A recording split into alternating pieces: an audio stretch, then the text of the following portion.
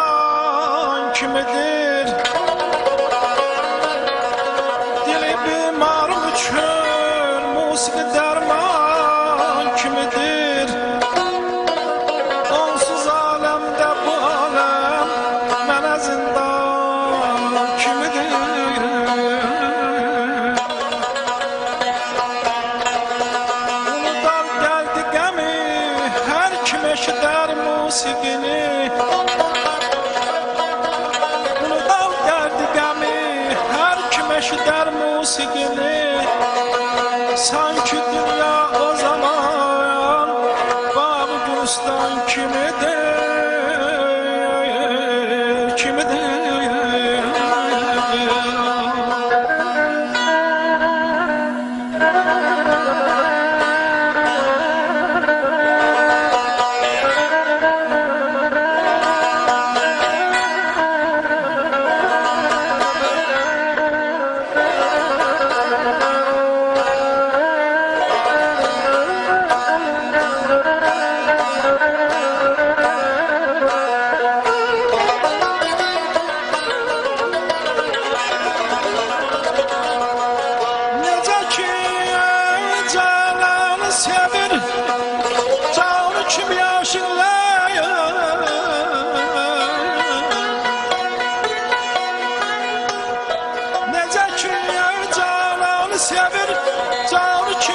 aşıklar sevirəm musiqini, sevgili canan kimidir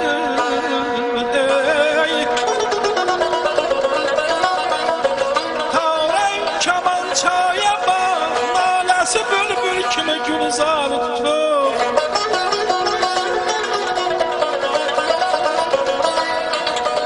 Tavrey kamançaya bak, naləsi bülbül kimi gülzar tutub.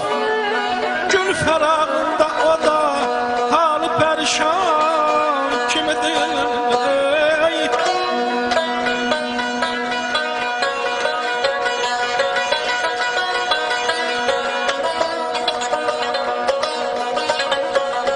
Bəxtəvər o xalqdır ki,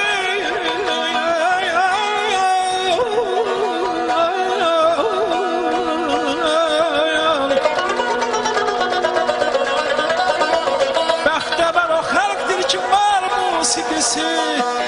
Musiqi olmayan ölkən necə viran kimidir. Bir yenə aşık oldum bu gözəl musiqinin. Bir yana aşık oldum bu güzel musiqinin. Deyeceksin məhdum yenə sen o kimidir. Aman aman yarın aman. Aman aman aman ya da aman aman.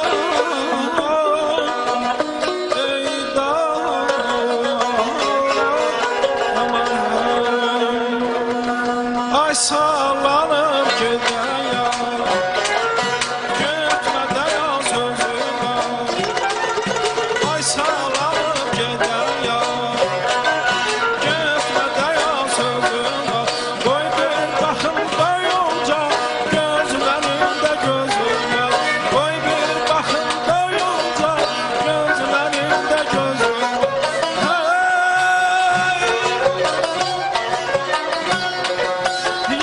Şuna bala bak, şuna bala gül, şuna kurban.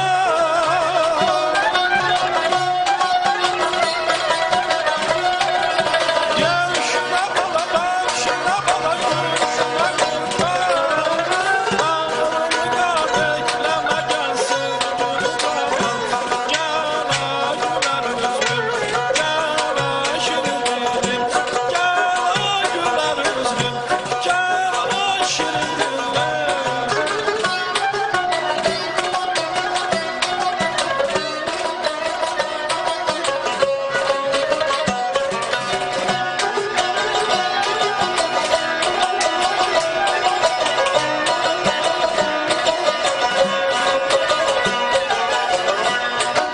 Senin kimi yarhanı, Azerbaycan ceyranı. Senin kimi yarhanı, Azerbaycan ceyranı. Kara kaşın gözlerin, mən aşıqın dərmanı. Kara kaşın gözlerin, mən aşıqın dərmanı.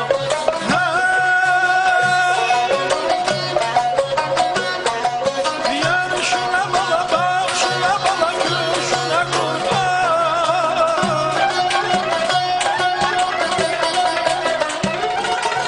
Yar şuna bala bak, şuna bala gül, şuna kurban.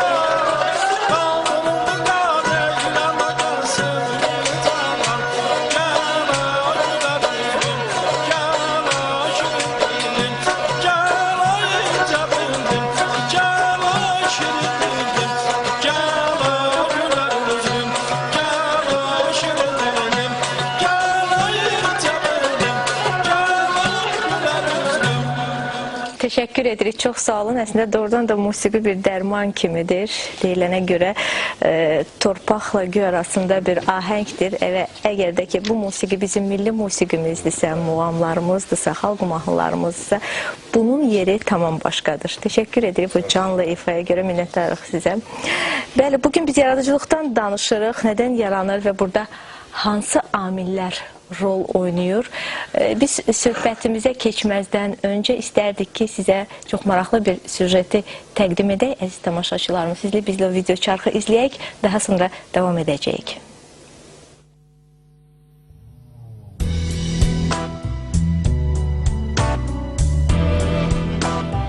Yaradıcılıq insanın daxili tələbatıdır, yoxsa sadəcə həvəs? Bu barədə müxtəlif fikirlər söyləmək olar. Şübhəsiz ki, özlüyündə yaradıcılıq mürəkkəb bir prosesdir. İnsanın psixikası, onun bütün duyğuları, qavrayışı, hafizəsi, hissləri, təfəkkür və təxəyyülü bu prosesdə iştirak edir.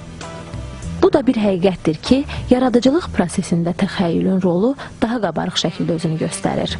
İnsanda özünü aktuallaşdırma tələbatı formalaşır. Yaradıcılıqla məşğul olan insanlar fərqlidir. Çalışdıqları sahə onlar üçün bir tələbata dönüşür. Bəzilərində isə sənətləri ilə məşğul olmaq sadəcə bir həvəsdir. Əslində fikri zikri yaradıcı işin yanında olur. Çalışdığı sahə onun üçün vəzifə, peşə borcu. Yaradıcılıq isə özünü ifadə, özünü təsdiq zərurətinə çevrilir. Yəni, insan var ki, tamamilə başqa bir sahədə çalışır. Lakin şeir yazmağa, rəsm çəkməyə və digər sənətlərə həvəsləri hədsiz böyükdür. Həm də bu sadəcə həvəs olaraq qalmır. Bir çox hallarda belə insanların yaratdıqları arasından hətta dünya mədəniyyətinə töhfə sayılan nümunələr çıxır. Hər bir yaradıcı insan öz mənəviyyatı və düşüncəsi ilə ayrıca bir dünyadır. Biz insanlar daxili dünyamızla yaratdığımız xarici dünyanın qovşağında pozitiv duyğulara, müsbət enerjiyə sahib olmağa çalışmalıyıq ki, yaradıcılıqda özümüzü daha rahat hiss edək, uğur qazana bilək. Hər bir insan öz ruhuna yaxın bir sənəti seçsə, gördüyü işdən heç vaxt narazı olmaz. Nəticədən həm özü razı qalar, həm də ətrafdakılar.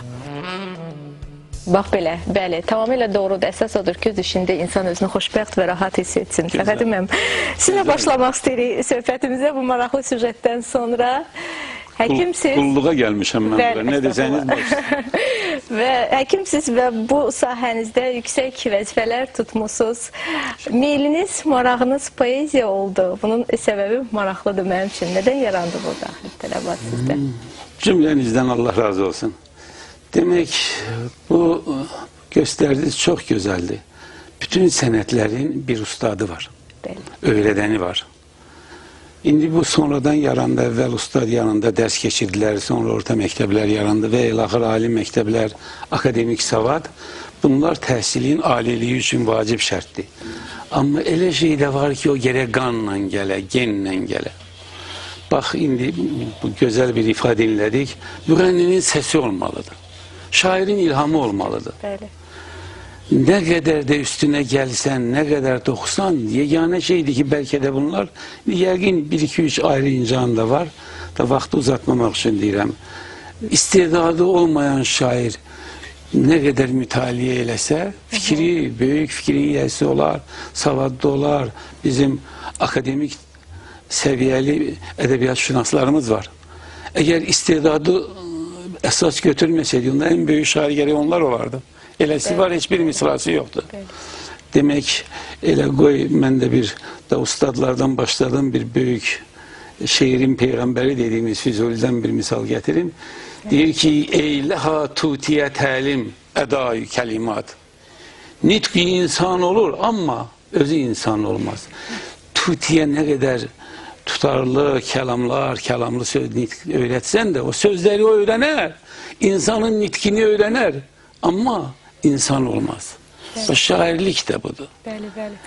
Bilmirəm, biraz pafoslu çıxmasın. Yəni, bir nəticəyə gəlir ki, bu Allah vergisidir də, Fəhədim mənim. Bəli, çoxu biraz onu şiirdir, bu şeirə gələnlər, deyir, məndə vergi var, əstəğfirullah, vəhi var. Xeyr, elə deyil. Savadlı, ağıllı insan ideyalı olmalı. Görürsün, indi biz nəstədə obrazlar bu ideyanı filan kəs verdi. Bu şeirdə, əgər belə demək mümkünsə, o içindən bir o ideya gəlməlidir. O toxum cücərməlidir orada. Və biz indi şair xalqıq da, istedadlı xalqıq. O qədər bayatlarımız var ki, heç müəllifini bilmirik. Yəni, bunun duyğusu, ruhu gözəldir də. Yəni, kökdən gələn. Əqldən, zəkadan öncə duyğumdur can sirdaşım, sehriyle, laleylər hər dəm tutsa seyran könlümü. Yani o duygu, o güzellik seni tutmalıdır. Bilirsiniz Füzuli de deyir, Yofan Höde de deyir ki, şiir qəmdən, kədərdən yaranır. Yani qəmli, kədərli insanlara o duygu daha çok gelir. Ağrıdan. Bəzən də rəhmətlik Hüseyin Abbaszadə deyirdi, o da şeirindən gəlir. Bir də bizim yazıçılarımızın əksəriyyəti şeirindən gəlir ədəbiyyata. Deyirdi ki, şair gəlir biraz əziyyət çəkir. Yəni əziyyətdən, əziyyətli həyatdan, müşahidədən şeir daha dolğun gəlir. Bəli. Bizim yazıçılarımızın əksəriyyəti ədəbiyyata şeirlə gəlib. Amma şeir də bir bəladır da, peyğəmbərlik deyir, əstəğfirullah. Şeir ideyadır, vəhiydir. Yüksek tefekkürü de derin olanda, ama edebi savadı yüksek olanda, müşahidesi geniş olanda o şiir daha çok cilalanır. Fars'ın bir güzel atalar sözü var, diyor ki, təbiət ləl saz, ləl təraşilə baz. Yani o ləli, cevahiri yaradan təbiət də onu elə belə vermir, onu cilalıyır. Teşekkür edirik Xətim müəllim. Əslində o qədər maraqlı və geniş izahını verdiniz ki, mənim sualımı bütöv şəkildə əhatə elədiniz. Və verdiyiniz cavablarda bir çox məqamlar məni maraqlandırdı. Bu haqda suallar verəcəm sizə. Amma Bənövşə xanımla da bir söhbət etmək istəyirik bugünkü mövzumuzla bağlı və mənim üçün çox maraqlıdır ki, əslində ədəbiyyata tələbat sizdə hardan yarandı? Bilirsiniz, çox maraqlı mövzudur mövzunuz. Bəli. Şeir, yəni Allah tərəfindən vergidir. Mən belə hiss edirəm. Əgərləri o duyğuları müəyyən bir vaxtda sənə gəlirsə, mənə görə belədir. Çünki mən ancaq şeiri gələndə yazıram. O şeir ki gəlir, yəni bu mənim daxili tələbatımdır. İstəyir üstündə, indi qadınam da, evdə olum, istəyir işdə olum, dərsdə olum. Mən o dəqiqə lap üstündə yağım daşsa da gedib qələmi götürüb o sözləri yazmalıyam. Yazmasam o söz məni o qədər narahat eləyir. İnanın, mən rahatlıq tapa bilmirəm. Amma yazmayanda da söz də bilirsiniz necədir? Söz də çox kövrək olur, çox inciyən, küsən olur. Həmin məqamda o sözü yazmayanda küsür gedir. Yəni ilham pərisi qaçıb gedir. Qaçıb gedir. Nə qədər axtarsan da tapa bilmirsən. Ona görə mən həmişə öz yanımda harda oluramsa olum, qələmim, ağ vərəqim olur ki, söz gələndə sözü küstürməyim. Çünki küstürsən bir də o sözü tapa bilmirəm. Əslində şairlər də hər zaman o şairlik vəziyyətində olmurlar. Olur ki, məsələn, aylarla heç bir misra yazmaq olmur. Sanki o ilham pərisi küsüb gedir, qaçır Küsmək insana. də var. Bir də ki, müəyyən bir məqamda o şeiri mənə görə, mənə belədir. Yəni Allahın göndərməyi var. Müəyyən bir məqamda bayaqları müəllim də deydi ki, şeir çətinlikdən yaranır. Mən də belə duyuram. Şairlər məncə seçilmiş insanlardır. Şəxsən mənə o sözlər gələndə mən çox əziyyətlər çəkirəm. Yəni, məni yorur o söz ki, mən gərək mütləq bunu yazım. O deyilən tərzdə yazmayanda da o hansı ki gəlir. Bəzən elə olur ki, oturduğum mühitdə o sözləri tapa bilmirəm. Hansı sözlər ki, o sözü cilalamalıyam. Onda yenə də mən halım pis olur. Amma o sözləri tapıb yerində oturdanda, vərəqdə oturanda, özüm oxuyub şeir ürəyimə yatanda ki, hə, bax mənim istədiyim, mənim təxəyyülümü gələn bu şeirdir, onda mən rahatlaşıb, rahat oluram. Əslində tam şairliklə məşğul olanlar Fəxrəddin müəllim biraz həmin o məqamda boşluq içinə düşürlərdi. Amma digər bir peşəsi olan insan bu işdə vəziyyəti bir balaca yaxşıdır onlara baxmış. Yəni o ilham pərisini geri qaytaran amillər varmı Fəxrəddin müəllim? Hansılar? Xeyr, o adamın özündən asılı deyil. Və yenə dediyim, bunu çox bütləşdirmək lazım deyil. Şeir tabii gelende onu yazırsanız yani bir fikrin üstünde kurulursa bu fikir olmalıdır içinde. Veyahut güzel deyim olmalıdır üstünde. Şiirde ya revanlık, akıcılık olmalıdır. Ya içinde bir fikir olmalı. Serbest şiir diyoruz. Fikir üstünde kurulan şiirdir de esasen o. Yani bunların hiçbiri dörse o şiir olmur. Yoksa düşesen onun dalınca o da şiir olmur eğer bir ideya, bir fikir yoksa. Kalan adi insandı, şair de adi insandı, yazıcı da adi insandı. İndi o ilham pərisi tez-tez gəlsə Allah ondan razı olsun. Ki, o səndən asılıdır, sən ondan asılısan. Bəli. Amma elə adamlar var ki, Fərhaddim müəllim, ədəbiyyatdan uzaqdılar Bənövşə xanım. Heç belə deyək ki, böyük bir şeir yazmaq bacarığı da yoxdur, amma soruşanda deyir ki, mən şair deyiləm, mən özüm üçün yazıram. Bu mənim hobbimdir, bu mənim həvəsimdir. Yəni, poeziya belə ötəri yanaşma, yol üstü yanaşma nə gətirə bilər? İcazə verin mən deyim. Şairlik sənətdən qabaq gəlməlidir. Şairlik özünü tanıyandan sonra gəlməlidir. Yəni hələ heç orta məktəb illərində mən üstə oxuyanda o vaxt Ədəbiyyat İncə Sənət qəzeti vardı. O vaxt mən şeirim çıxdı Ədəbiyyat İncə Sənət qəzetində. Hələ mənim biz ailədə ədəbiyyatçılarıq da, ədəbiyyat adamları çoxdur. Biri qardaşım hətta biraz da belə həsədlə. Bu bir qardaşınız da gəldi də ədəbiyyata. Yəni ədəbiyyat qəzeti böyük bir meyardır. Yəni o şeir təhsildən öncə gəlməlidir. Yəni onun rüşeymi oradadır, istedad. Ondan sonra cilalanır təhsillə, obriylə, həyat görüşü ilə, gəzinti ilə və ilaxır. Amma o duyğu, əgər belə demək mümkünsə, o sehr sənin içində varsa sehirli görəsən. Gözəlliyi bəyən hamı duyur, duymur ki, düzdür. Bu da həmən şeydir. Bənövşə xanım, sizin də buna bağlı fikriniz. Mənim də əlavəm var mövzuya. Çünki deyir, mən şair deyiləm. Bu iki cürə yarana bilər. Biri çox yüksək onun şairi istedadı ola bilər. Ancaq yəni ona az gələr o bildiyi, yazdığı. Deyər, mən şair deyiləm, amma ola bilər ki, onun elə yaxşı nəsihətamiz sözləri ola bilər. Onun yazdığı şeirləri və yaxud da hekayələri oxuyanda tərbiyəvi bir əhəmiyyət ola bilər. Və yaxud da ki, görürsən ki, birdən bəzi adamlar utandığından deyir ki, mən şair deyiləm. Onda onun, yəni əgər həqiqətində o yazdığı bir xeyirlidirsə, cəmiyyətimizə xeyir gətirəcəksə, onda o xeyirdir. Yox, əgər o görürsən ki, belə bayağı bir musiqi çalırlar, bugün toylarda oynayırlar, amma sabahları o itir gedir. Əgər o belədirsə, onda elə özü düz eləyir ki, deyir, mən özüm üçün yazıram, heç kimə də göstərmirəm. Elə onda onun məsləhəti budur ki, heç göstərməsin. Yəni, bunun bir tərəfdən baxanda qarşısını almaq da mümkün deyil. Yox, onun daxili tələbatıdır, onun necə qarşısını almaq olur, ondan həvəslənir. Biraz nikbin yanaşaq da, yəni hansısa xeyirsiz bir işlə məşğul olmaqdansa, hansısa bir pis əməl tutmaqdansa elə heç olmasa şeirlər. Daxili tələbatdır da o həm.